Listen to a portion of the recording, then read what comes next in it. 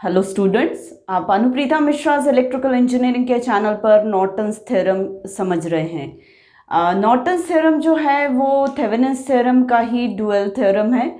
अब डुअलिटी का क्या मतलब होता है? डुअलिटी का जो मतलब होता है वो एक तरीके से रेसिप्रोकल, या ये कहिए कि किरचॉफ्स वोल्टेज लॉ का डुअल किरचॉफ्स करंट लॉ है, या वोल्टेज का डुअल करंट है, रेजिस्टेंस का डुअल कंडक्टेंस है, इंडक्टेंस का डुअल कैपेसिटेंस है, या फिर नॉर्टन्स थ्योरम जो है वो थेवेनिन्स थ्योरम का डुअल है। इसे हम डुअलिटी कहते हैं। डुअलिटी एक सेपरेट सर्किट एनालिसिस का टॉपिक भी है जो आगे चलकर मैं पढ़ाऊंगी आप लोगों को। तो अभी फिलहाल हम नॉर्टन्स थ्योरम समझ लेते हैं।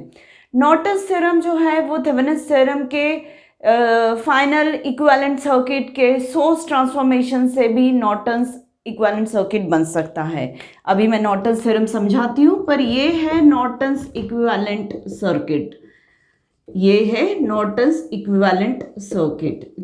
ये नॉर्टन्स थ्योरम क्या कहता है कि एक लीनियर कॉम्प्लेक्स नेटवर्क या एक लीनियर कंपोनेंट से बना हुआ बड़ा नेटवर्क है और उस पर एक लोड रेजिस्टेंस या लोड लगा हुआ है, तो लोड को छोड़ के बाकी के सर्किट को हम एक इक्विवेलेंट करंट सोर्स और पैरेलल में रेजिस्टेंस से शो कर सकते हैं। अब माना कि ये वो लीनियर नेटवर्क है, सप्लाई सिस्टम, जिसके अक्रॉस लोड कितना लगा हुआ है, आरएल, और इसके जो नेटवर्क के टर्मिनल्स है वो ए और बी टर्मिनल है। तो ए बी के लेफ्ट हैंड साइड में ये अपना कॉम्प्लेक्स लीनियर नेटवर्क है और आरएचएस साइड में जो है हमारे पास लोड रेजिस्टेंस लगा हुआ है या लोड लगा हुआ है। तो लोड को छोड़ के बाकी का सर्किट जो है हम इक्विवेलेंट करंट सोर्स और उसके पैरेलल में एक इक्विवेलेंट रेजिस्टेंस से रिप्रेजेंट कर सकते हैं। तो ये ए बी के लेफ्ट साइड वाला जो कॉम्प्लेक्स सर्किट है वो रिप्लेस करके छोटे सर्किट में, छोटे नेटवर्क में हम बदल सकते हैं। फिर ए बी के अक्रॉस फिर से हम वही लोड रेजिस्टेंस लगा दें, तो इसमें से बहने वाला करंट जो आई होगा वो सेम होगा जो इस वाले पूरे कॉम्प्लेक्स नेटवर्क की वजह से आरएल से बहने वाला करंट सेम होगा। और नेचुरली अगर आरएल से बहने वाला करंट सेम है तो आरएल के अक्रॉस का वोल्टेज सेम होगा दोनों में, मतलब ये दोनों नेटवर्क्स जो है एक दूसरे के इक्विवेलेंट है। अब ये वाला जो नेटवर्क है वो मैं थेवेनिन्स इक्विवेलेंट सर्किट हमारा कैसा था, ऐसा था। इस थेवेनिन्स इक्विवेलेंट सर्किट के अक्रॉस भी मैं आरएल लोड लगा देती थी तो सेम करंट बहता था जो एक्चुअल ओरिजिनल सर्किट में बहता था। ये हमारा वीटीएच था, ये हमारा आरटीएच था।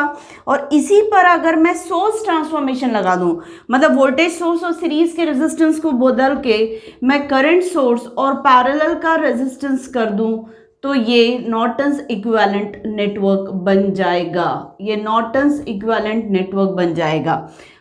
तो ये आरटीएच होगा और ये वीटीएच इंटू आई कैसे निकलेगा, वीटीएच अपॉन आरटीएच करके ये वाला आई निकल जाएगा।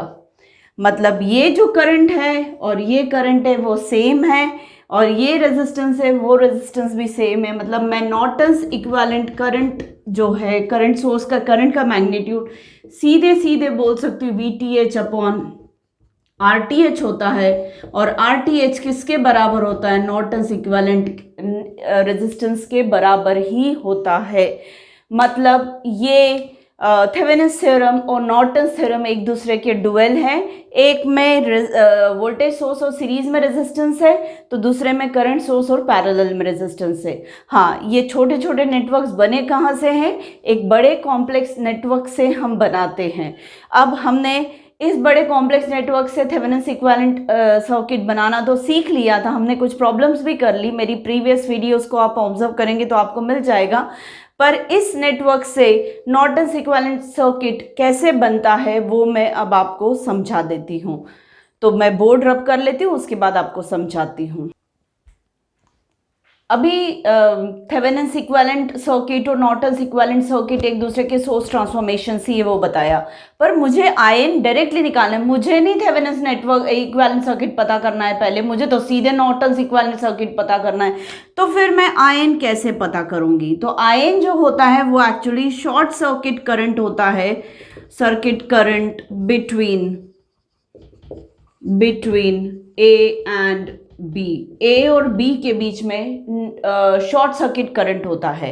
हाँ, और आर एन पता करने का जो तरीका है, नॉर्टन्स इक्विवेलेंट रेजिस्टेंस, ये वही है जो थेवेनिन्स इक्विवेलेंट रेजिस्टेंस पता करते हैं, सेम होता है, इसमें कोई डिफरेंस नहीं। तो मुझे अभी सिर्फ ज़रूरत है नॉर्टन्स इक्विवेलेंट करंट बताने की कि कैसे फाइंड आउट करते हैं। आर एन का तरीका वही है जो आर टी एच का है, पर फिर भी मैं बता दूंगी कि कैसे फाइंड आउट करते हैं आर एन। तो अब जो डेफिनेशन मैंने नॉर्टन्स इक्विवेलेंट करंट की बताई है वो शॉर्ट सर्किट करंट है ए और बी के बीच में। तो क्या करते हैं, जब हम नॉर्टन्स इक्विवेलेंट सर्किट बनाना रहता है, कोई भी हमें सर्किट दिया हुआ है सॉल्व करने के लिए, और अगर हमें किसी रेजिस्टेंस से बहने वाला करंट पता करना है, तो हम पूरे सर्किट में क्या करते हैं, उस लोड रेजिस्टेंस के अक्रॉस जिसके बारे में कुछ भी पता करना हो, उस लोड रेजिस्टेंस को हटा देते हैं। जैसे इस सर्किट में मुझे आरएल से बहने वाला करंट पता करना है, तो सबसे पहले मैं आरएल हटा दूंगी यहाँ से और इसके अक्रॉस के टर्मिनल्स को नाम ए और बी दे दूंगी। ठीक है, जैसे ए बी नाम दिया तो अब मैं इसको शॉर्ट कर दे रही हूं और हमेशा ए से बी की तरफ बहने वाले करंट को ही मैं शॉर्ट सर्किट करंट आईएससी या आईएन बोलूंगी। ये नॉर्टन्स इक्विवेलेंट करंट होगा।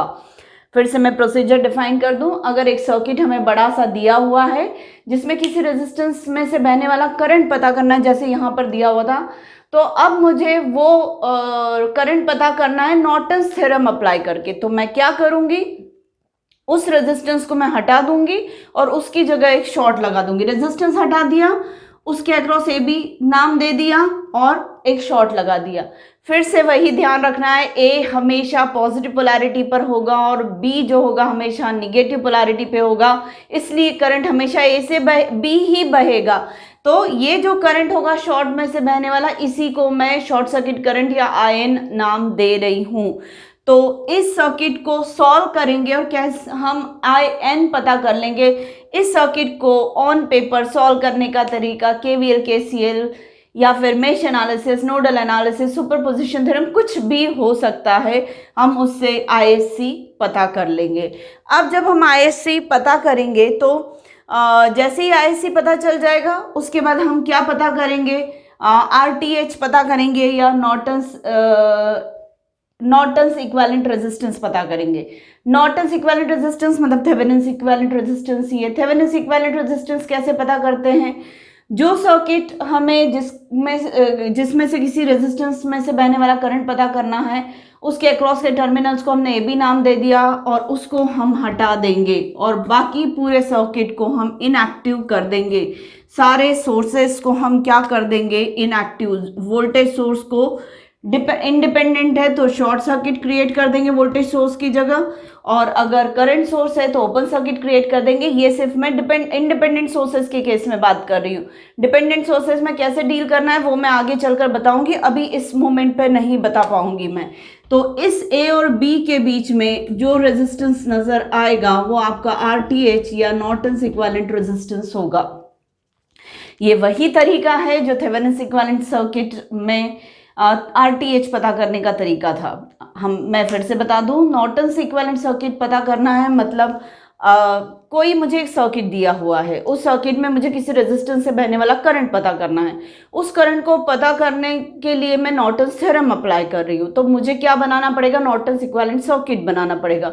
कैसे बनाऊंगी, वो जो रेजिस्टेंस है जिसमें से बहने वाला करंट पता करना है, उसके अक्रॉस के टर्मिनल्स को ए और बी नाम दे दो और उस रेजिस्टेंस को हटा दो। हटा दिया तो उस रेजिस्टेंस को हटाने के बाद वहां पर हम एक शॉर्ट लगा देंगे। जैसे ही हम शॉर्ट लगाएंगे तो उसमें से बहने वाला जो करंट होगा वो हमारा नॉर्टन्स इक्विवेलेंट करंट हो जाएगा या आईएन हो जाएगा। और जब हमें नॉर्टन्स इक्विवेलेंट सर्किट के लिए आरएन पता करना होगा तो उसके लिए हमें क्या करना पड़ेगा, इस ओरिजिनल सर्किट को हमें डीएक्टिवेट करना पड़ेगा, मतलब सारे सोर्सेस को 0 वोल्ट्स या 0 एम्पियर्स पे कर देना पड़ेगा। तो यहाँ पर वोल्टेज सोर्स थे तो मैंने उनको शॉर्ट सर्किट कर दिया, ये इंडिपेंडेंट सोर्सेस थे इसलिए शॉर्ट सर्किट कर रही थी तो मैंने उनको शॉर्ट सर्किट कर दी। तो इस इनएक्टिव सर्किट में ए बी टर्मिनल को अब हम ओपन कर देंगे। आयन फाइंड करने के लिए हमने शॉर्ट लगाया था, पर आरटीएच या आरएन पता करने के लिए उस शॉर्ट को हम हटा देंगे। वो हटा दिया तो ए बी के बीच में जो रेजिस्टेंस मुझे नजर आएगा इस इनएक्टिव सर्किट में वो मेरा आरएन हो जाएगा या आरटीएच हो जाएगा। तो इस तरीके से हम आरएन या आरटीएच पता कर लेंगे।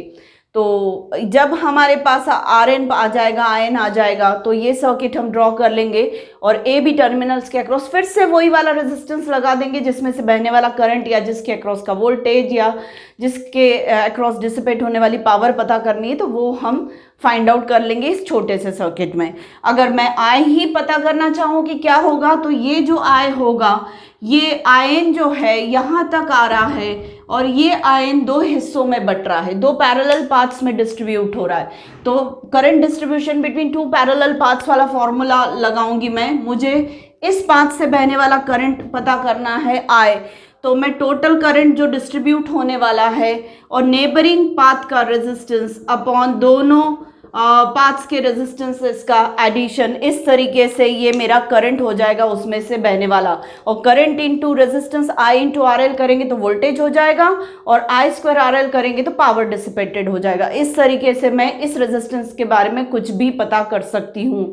तो उम्मीद है आपको नॉर्टन्स थ्योरम का एक्सप्लेनेशन समझ में आया होगा। तो प्लीज़ मेरे चैनल को लाइक, शेयर और सब्सक्राइब करिए। Thank you.